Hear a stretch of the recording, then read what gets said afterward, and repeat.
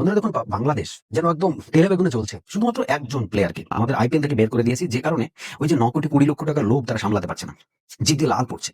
তা কি বলছে যে আমরা আইপিএল এ যেমন আমাদেরকে অপমান করা হয়েছে, দেশের স্বার্থ জড়িয়ে রয়েছে, ভারত আমাদেরকে অপমান করেছে, এটা শুধুমাত্র একটা প্লেয়ারের অপমান নয়, পুরো দেশের অপমান। আর এর জন্য কি করছে ওরা? T20 ওয়ার্ল্ড কাপ 2026 আমাদের ভারতে এবং শ্রীলঙ্কায় অনুষ্ঠিত হওয়ার কথা, সেটাই আসছে না, এরকম বলে দিয়েছিল।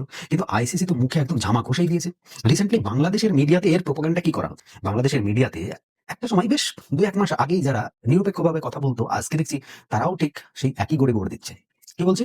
যে ভারতকে উপযুক্ত জবাব দেওয়া হয়েছে, আমরা আর সেই আগের মতো শুনেই চুপ করে থাকবো না, আমরা অন্ততপক্ষে একবার ছবল তো মারবো। দেখুন, এই ধরনের কথাবার্তা বলে এদের তো মানে টিআরপি তো খুব ভালো হচ্ছে আর কি বাংলাদেশের মিডিয়ায়। আমি দেখছিলাম ইউটিউবে প্রচুর ভিউজ, মানে হয়তো এক একজন কতবার দেখেছে তার ঠিক নেই, মানে মনকে সান্ত্বনা দেওয়ার জন্য।